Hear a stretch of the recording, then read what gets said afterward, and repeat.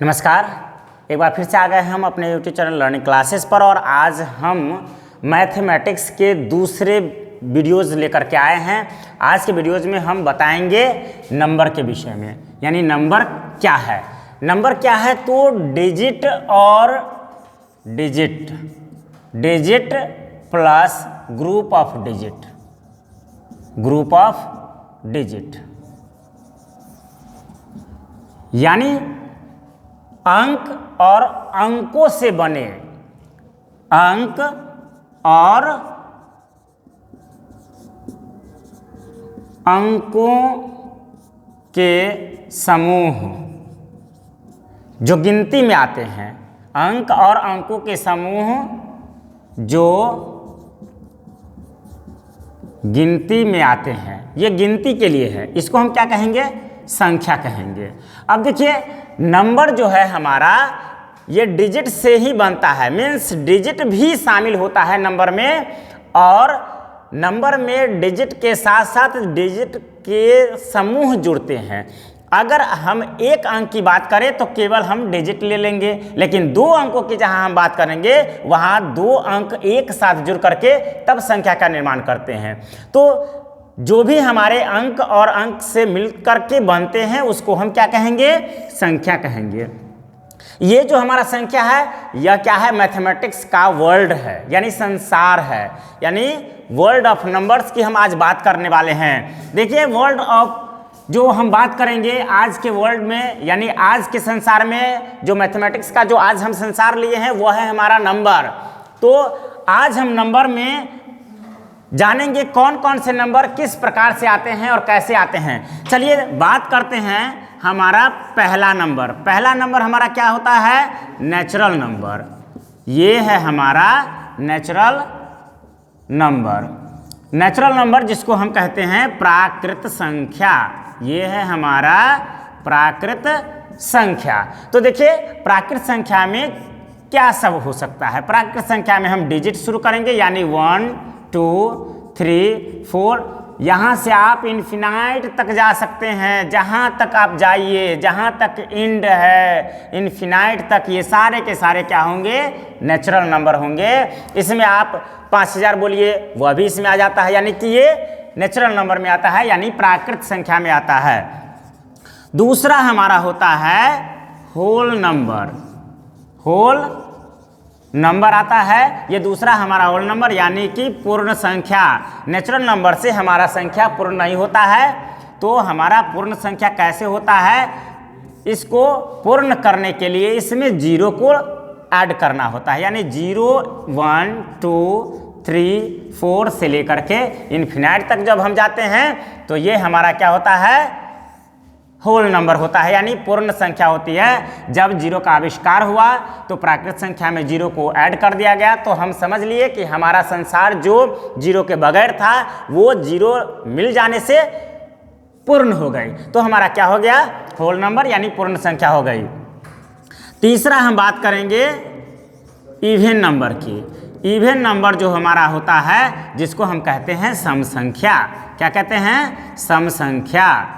सम संख्या आप देखेंगे जोड़ा होता है, जोड़ा जिसको पेयर कहते हैं। पेयर आप समझ सकते हैं, जुड़वा, यानी आप शूज को देखेंगे, आप जाते हैं शूज लेने के लिए तो आप दोनों पैर के लिए लेते हैं, वह क्या हो गया? पेयर हो गया, तो वो हमारा सम संख्या होगा। और दूसरे शब्दों में हम ऐसे भी कह सकते हैं कि जो हमारा सम संख्या होगा वह 2 से डिवाइज होगा, यानी वह डिविजिबल बाय 2, जो 2 से पूर्णतः विभाजित होगा। जैसे 2 4 6 8, ये आप अनंत तक ले जाइए, जहाँ तक ये इस रूप में रहे, यानी 2 4 6 8, फिर इसमें 2 जोड़िए, फिर 2 जोड़िए, ऐसे जोड़ते जोड़ते जहाँ तक जाइए ये सारे के सारे क्या होंगे?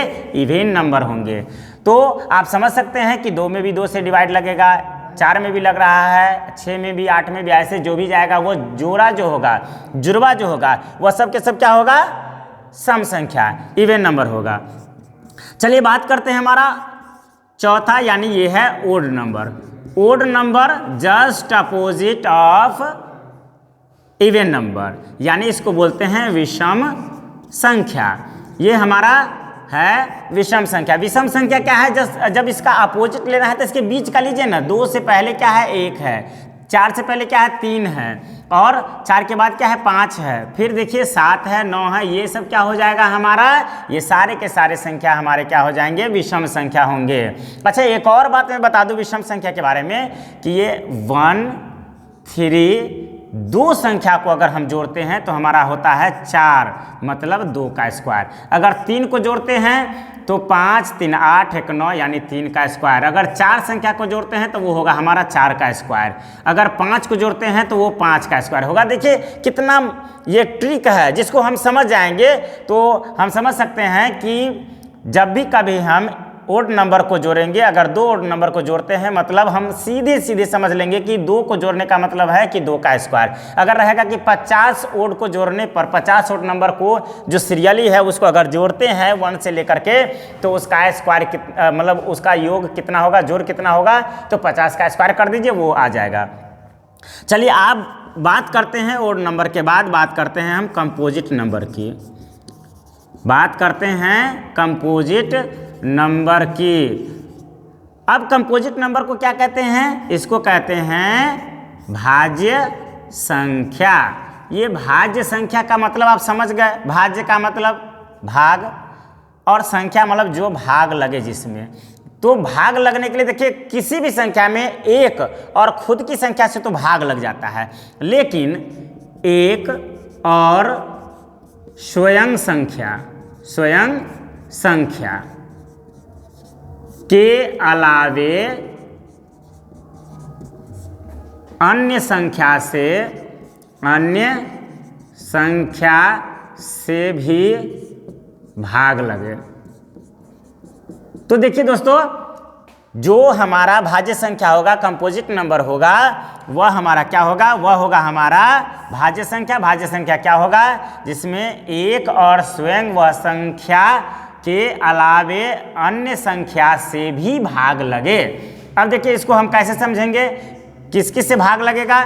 फॉर एग्जाम्पल आप समझ सकते हैं 1 3 या 1 2 3 5 7, ये सब क्या है अभाज्य संख्या में आ जाएगा। अब इसमें देखिए एक और स्वयं की संख्या से सारे के सारे लग जाते हैं, लेकिन इसके अलावे किससे भाग लगेगा, जैसे हम 4 ले लिए, इसमें 1 से भी लगेगा, 2 से भी लगेगा और 4 से भी लगेगा। फिर इसी तरह से 6 ले लीजिए, 1 से भी लगेगा, 2 से भी लगेगा, 3 से भी लगेगा और 6 से भी लगेगा। इसी तरह से 9 ले लीजिए, इसी तरह से 10 ले लीजिए। इस तरह से आप देख रहे हैं ये सब क्या हो गया, भाज्य संख्या हो गया। अब हम आते हैं, हमारा छठा जो नंबर है वह है prime number. Prime number means आप समझ सकते हैं कि कंपोजिट नंबर का जस्ट अपोजिट, यानी भाज्य में हिंदी है तो इसलिए अ जोड़ दीजिए, ये हमारा बन जाएगा अभाज्य संख्या।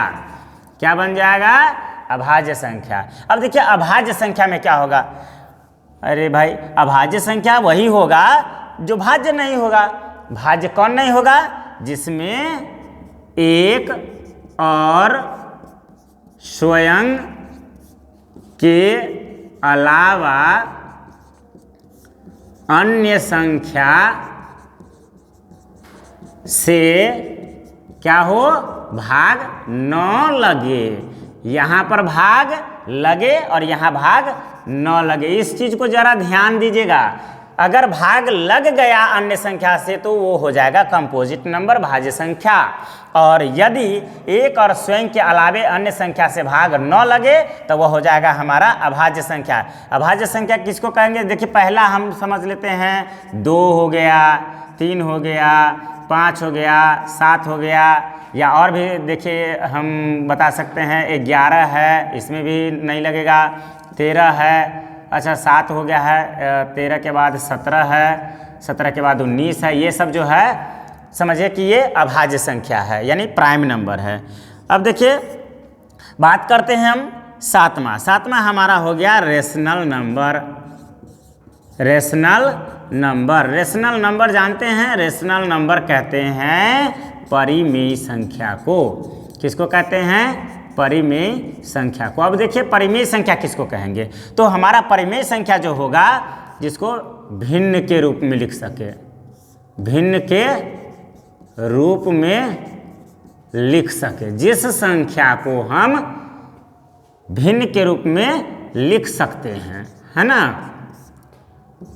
यानी भिन्न के रूप में लिख सकते हैं, वह क्या हो जाएगा हमारा परिमेय संख्या। जैसे p बाई क्यू के रूप में लिखेंगे, न्यूमरेटर बाई डिनोमिनेटर, जैसे 5, 7, 9 जो भी होगा, या 3/4, ये सभी क्या हो जाएगा हमारा रेशनल नंबर हो जाएगा। अब एक और हम ले लेते हैं irrational number. Irrational number, irrational number बोलते हैं किसको?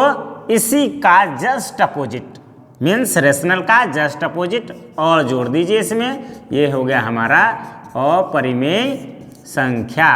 अपरिमेय संख्या क्या हो जाएगा? जिसे क्या कर सकते हैं? जिसे भिन्न के रूप में